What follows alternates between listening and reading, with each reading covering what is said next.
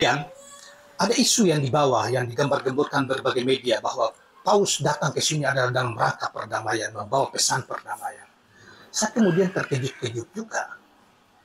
Apa Anda salah berkunjung ini Paus ini ke Indonesia? Oh, kita damai-damai aja selama ini. Warga masyarakat kita damai, antar sesama terjadi kerukunan. 20 tahun bahkan sepanjang.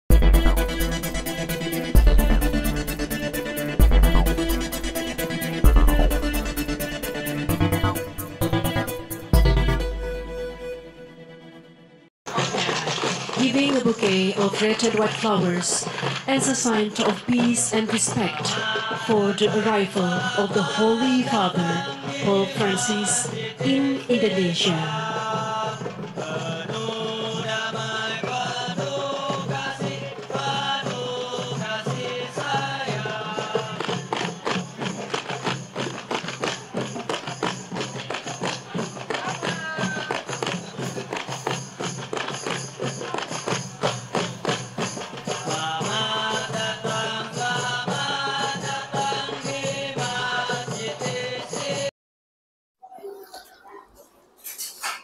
Assalamualaikum warahmatullahi wabarakatuh.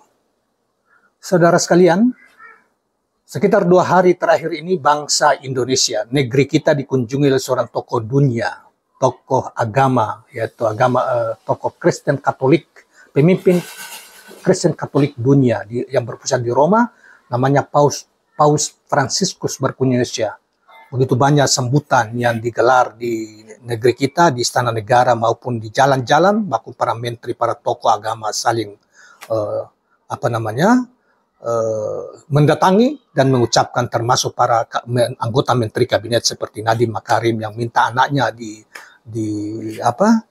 dibaptis oleh Paulus yang kemudian membuat publik Indonesia tercengang karena ternyata Nadiem Makarim namanya doang, tetapi ternyata tetapi yang benar adalah istrinya seorang Katolik. Tidak ada masalah tentang itu. Cuma orang agak terkejut aja karena Nadiem Makarim yang tampil di depan seperti itu, sehingga dianggap bahwa ternyata dia seorang tokoh Katolik juga.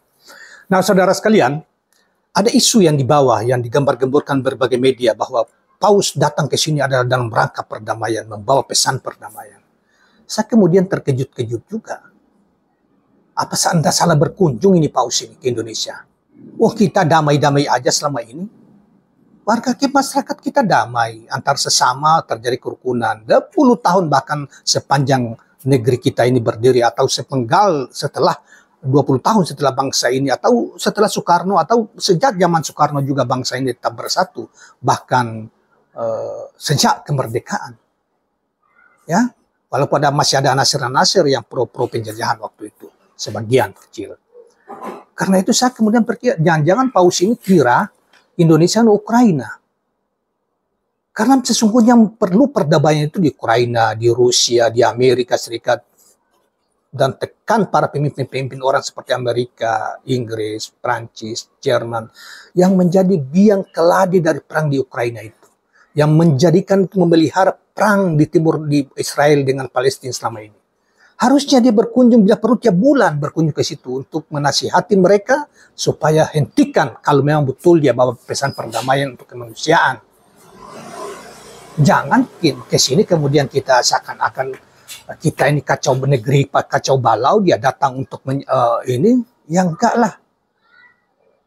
Di sini mayoritas nyaris 90% penduduknya Muslim, dan selama ini orang-orang Islam Indonesia itu menjaga keragaman itu dan menjaga saudara-saudaranya yang menganut kepercayaan yang lain seperti Kristen Katolik di NTT misalnya, kebanyakan, kemudian ada Kristen Protestan banyak di Maluku dan mungkin juga Sulawesi Utara.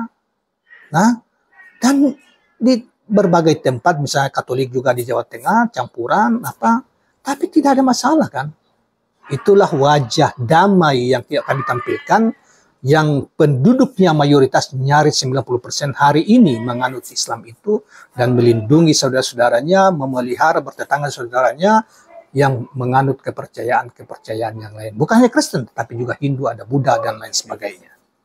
Jadi percuma juga kalau paus ke sini gembar-gembornya gede banget. Katanya bawa pesan perdamaian. Oh, kita Indonesia ini dari dulu damai kok. Yang mesti dia datang perlu tiap bulan atau tiap minggu itu di Israel, di Ukraina, di Rusia, di Amerika, di Inggris, karena inilah sumber-sumber kejahatan sehingga terjadilah ketidakdamaian di dunia itu adalah para pemimpin-pemimpin yang mengaku paus sebagai pusat tokoh agamanya atau pemimpin tertinggi agama mereka. Oh, di sini seakan-akan jadi datangnya paus di Indonesia itu seakan-akan tampilkan wajah kepura-puraan, kemunafikan para pejabat kita, para tokoh-tokoh agama kita yang cium sana cium sini apa semua. Udahlah, kita ini udah tidak seperti itu.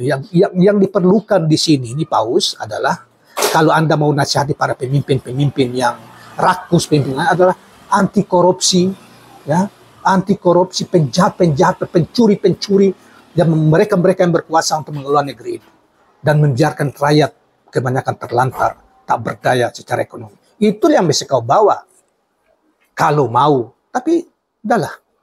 Terima kasih banyak Anda telah berkunjung, dan walaupun begitu ya telah berkunjung dan mungkin juga bersilaturahmi biasa aja. Tapi tidak usah bombastis, akan bawa isu perdamaian, tema tentang perdamaian.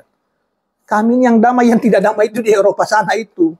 Termasuk juga kejahatan-kejahatan Zionis yang disponsori di belakangnya adalah anak-anak muda Bapak, orang-orang yang menganut Kristen, pemimpin Prancis, pemimpin Inggris, pemimpin Amerika, pemimpin Jerman, yang kemudian berhadapan dengan juga di Rusia itu siapa? Kami tidak ada masalah soal damai apa.